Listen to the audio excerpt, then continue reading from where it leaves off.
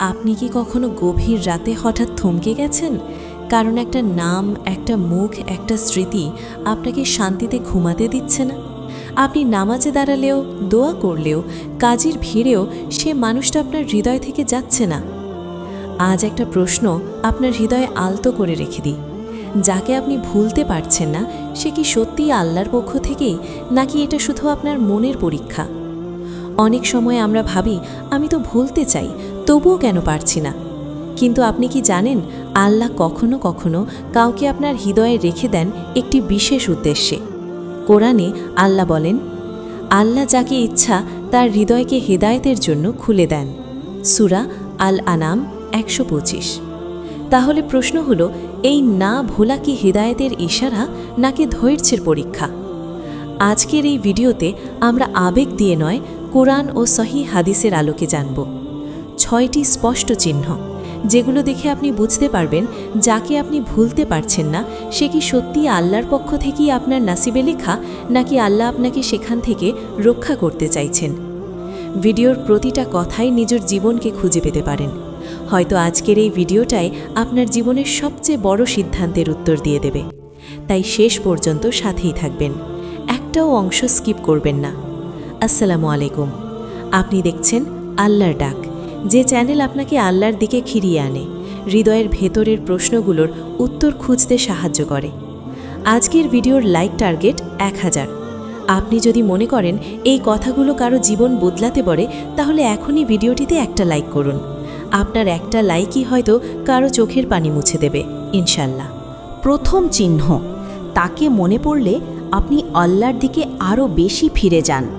প্রথম এবং সবচেয়ে গুরুত্বপূর্ণ চিহ্ন হল, যাকে আপনি ভুলতে পারছেন না তাকে মনে পড়লে যদি আপনার গুনাহ বাড়ে না, বরং আল্লাহর দিকে ফিরে যেতে ইচ্ছে করে, তাহলে বুঝবেন এর ভেতরে আল্লাহর একটি হিকমা আছে।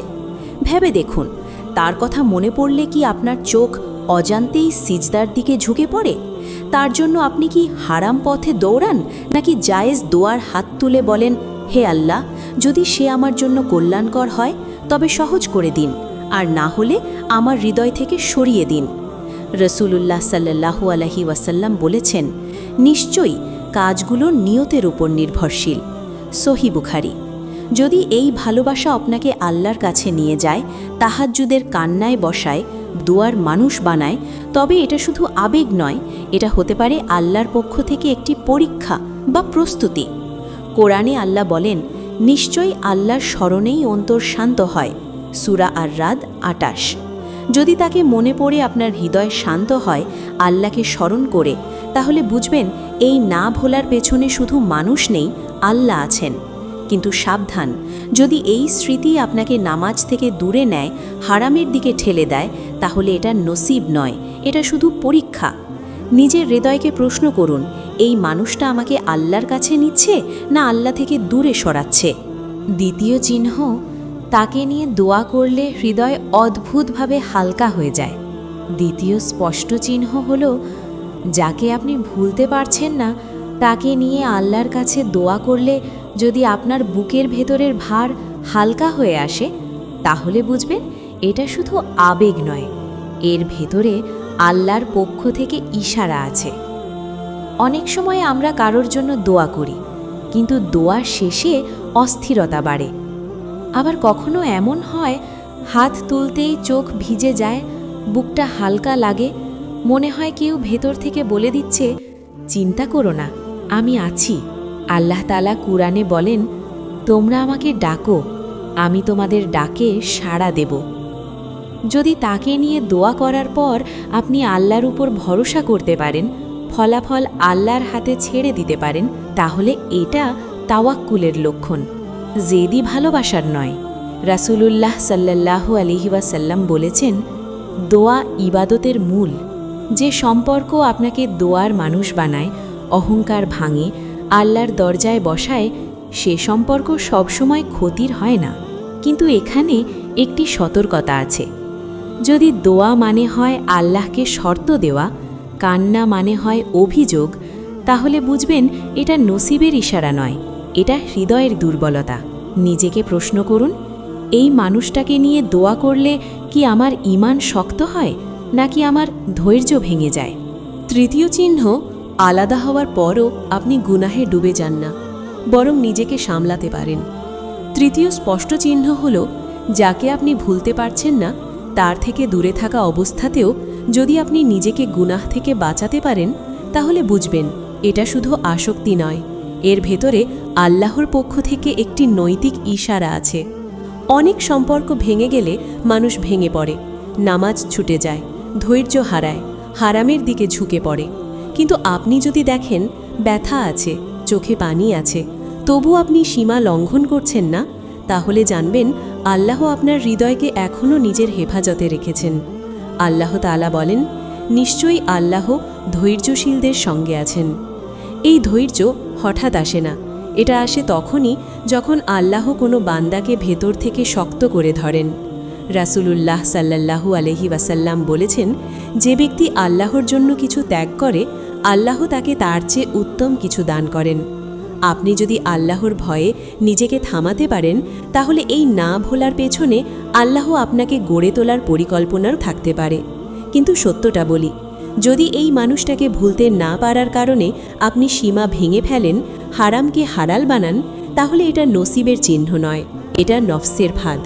নিজেকে জিজ্ঞেস করুন, এই ভালোবাসা কি আমাকে আরও সংযত বানাচ্ছে, নাকি সীমা লঙ্ঘনে সাহসী করে তুলছে? চতুর্থ চিহ্ন, আল্লাহ বারবার আপনাকে ইস্তেখারা ও সবরের দিকে টেনে নেন। চতুর্থ চিহ্নটি খুবই গভীর। যাকে আপনি ভুলতে পারছেন না তাকে নিয়ে সিদ্ধান্ত নিতে গেলে যদি আপনার হৃদয় বারবার ইস্তেখারা ও সবরের পথে ফিরে যায়, তাহলে বুঝবেন এটা শুধু আবেগ নয়, আল্লাহ আপনাকে নিজেই গাইড করছেন। অনেক সময় মানুষ জেদ করে সিদ্ধান্ত নেয়, কিন্তু আপনি দেখবেন যতবারই তাড়াহুড়ো করতে চান, ততবারই ভেতর থেকে একটা ভয়, একটা থামার অনুভূতি আসে। এটাই আল্লাহর রহমত। রাসূলুল্লাহ আমাদের ইস্তেখারা শিখিয়েছেন, যেন আমরা নিজের বুদ্ধির উপর নয়, আল্লাহ জ্ঞানের উপর ভরসা করি। হাদিসে এসেছে, নবী সাল্লাল্লাহ সব গুরুত্বপূর্ণ কাজে সাহাবাদের ইস্তেখারা শেখাতেন। সহিহ বুখারী। কুরআনে আল্লাহ বলেন, হে ঈমানদারগণ, ধৈর্য ও নামাজের মাধ্যমে সাহায্য চাও। সূরা আল বাকারা ৪৫। যদি এই মানুষটাকে নিয়ে আপনার পথটা হয় দোয়া, ইস্তেখারা আর অপেক্ষা, তাহলে বুঝবেন আল্লাহ আপনাকে ভুল পথে যেতে দিচ্ছেন না। কিন্তু মনে রাখবেন, যদি ইস্তেখারা না করে সবর বাদ দিয়ে শুধু আবেগের বশে দৌড়ান, তাহলে সেটা আল্লাহর দিক নির্দেশনা নয়, নফসের তাড়া। নিজেকে প্রশ্ন করুন, এই ভালোবাসা কি আমাকে আল্লাহর দরজায় বসাচ্ছে, নাকি আমাকে তাড়াহুড়ো করতে বাধ্য করছে? পঞ্চম চিহ্ন, আপনি আল্লাহকে হারানোর ভয় বেশি অনুভব করেন। পঞ্চম চিহ্নটির হৃদয় কাঁপিয়ে দেয়। যাকে আপনি ভুলতে পারছেন না, তার বিষয়ে সিদ্ধান্ত নিতে গিয়ে যদি আপনার মনে সবচেয়ে বড় ভয়টা হয় আল্লাহ নারাজ হয়ে যাবেন কি না, তাহলে বুঝবেন এই অনুভূতির ভেতরে আল্লাহর নূর আছে। সাধারণ ভালোবাসায় মানুষ ভাবে, ওকে হারালে আমি শেষ।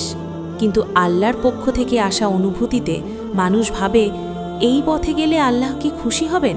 আল্লাহ তাআলা কুরআনে বলেন যে আল্লাহকে ভয় করে, আল্লাহ তার জন্য উত্তরণের পথ তৈরি করে দেন। সূরা আত-তালাক ২। আপনি যদি দেখেন তার জন্য সব কিছু ত্যাগ করতে রাজি, কিন্তু আল্লাহর হুকুম ভাঙতে রাজি নন, তাহলে এটা নফসের ভালোবাসা নয়, এটা তাকওয়ার পরীক্ষা। রাসূলুল্লাহ সাল্লাল্লাহু আলাইহি ওয়াসাল্লাম বলেছেন, তোমাদের কেউ মুমিন হতে পারবে না যতক্ষণ না পর্যন্ত আল্লাহ ও তার রাসূল তার কাছে সব কিছুর চেয়ে প্রিয় না হন। সহিহ বুখারী ও মুসলিম। কিন্তু নিজেকে সত্যি করে যাচাই করুন, যদি আল্লাহর হুকুমের সামনে দাঁড়িয়ে আপনি মানুষটাকেই বেছে নেন, তাহলে এটা নসিবের চিহ্ন নয়, এটা হৃদয়ের দুর্বলতা। প্রশ্নটা খুব সহজ, এই মানুষটা কি আপনাকে আল্লাহর কাছাকাছি নিচ্ছে, নাকি আল্লাহর সামনে দাঁড় করিয়ে দিচ্ছে? ষষ্ঠ চিহ্ন হল, আপনি ফলাফলের জন্য অস্থির নন, বরং আল্লাহর সিদ্ধান্তে রাজি হতে শিখছেন। ষষ্ঠ এবং শেষ চিহ্নটি খুবই শান্ত কিন্তু গভীর। যাকে আপনি ভুলতে পারছেন না, তাকে নিয়ে দোয়া করার পর যদি আপনি ফলাফল যাই হোক আল্লাহর সিদ্ধান্ত মেনে নেওয়ার মানসিকতা পান, তাহলে বুঝবেন এই অনুভূতির পেছনে আল্লাহর পক্ষ থেকে প্রস্তুতি আছে। নফসের ভালোবাসা মানুষকে অস্থির করে তোলে, বারবার জানতে চায় কবে হবে, হবে তো, না হলে আমি কি করব। কিন্তু আল্লাহর উপর ভরসা থেকে আসা অনুভূতি মানুষকে শান্ত করে। হলে আলহামদুলিল্লাহ, না হলেও আলহামদুলিল্লাহ। কোরআনে আল্লাহ বলেন, সম্ভবত তোমরা কোনো কিছুকে অপছন্দ করো, অথচ তাতেই তোমাদের জন্য কল্যাণ রয়েছে। সূরা আল বাকারা 216। এই আয়াত তখনই হৃদয়ে নামে যখন মানুষ জেদ ছেড়ে তাওয়াক্কুল শেখে। রাসূলুল্লাহ সাল্লাল্লাহু আলাইহি ওয়াসাল্লাম বলেছেন, মুমিনের বিষয়টি বিস্ময়কর, তার সব অবস্থাতেই কল্যাণ রয়েছে। সাহিহ মুসলিম। আপনি যদি দেখেন এই মানুষটা থাকুক বা না থাকুক, আপনার ঈমান বাঁচুক, এই দোয়াই আপনার প্রধান চাওয়া, তাহলে জানবেন আল্লাহ আপনাকে ভেঙে নয়, গড়ে তুলছেন। শেষ প্রশ্নটা নিজেকে করুন, আমি কি এই মানুষটাকে চাই বলেই আল্লাহকে চাইছি, নাকি আল্লাহকে চাই বলেই সব কিছু তার হাতে ছেড়ে দিতে শিখেছি? এখন ভিডিওর এই জায়গায় এসে একটু থামুন, হৃদয়ের ওপর হাত রেখে নিজেকে একবার প্রশ্ন করুন, যাকে আপনি ভুলতে পারছেন না, তাকে নিয়ে আপনার ভেতরে যা হচ্ছে, তাকে আপনাকে আল্লাহর কাছাকাছি নিচ্ছে নাকি আল্লাহ থেকে দূরে সরিয়ে দিচ্ছে? মনে রাখবেন, আল্লাহ কখনো কোনো বান্দার হৃদয়ে কাউকে রেখে দেন পাওয়ার জন্য, আবার কখনো রেখে দেন ছাড়তে শেখানোর জন্য। দুটোই রহমত, যদি আপনি আল্লাহকে হারান না।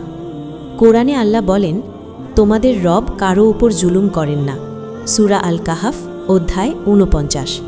অর্থাৎ যে কষ্টে আপনি আছেন, যে অপেক্ষায় আপনি দাঁড়িয়ে আছেন, এর ভেতরেও কোনো না কোনো হিকমা লুকানো আছে।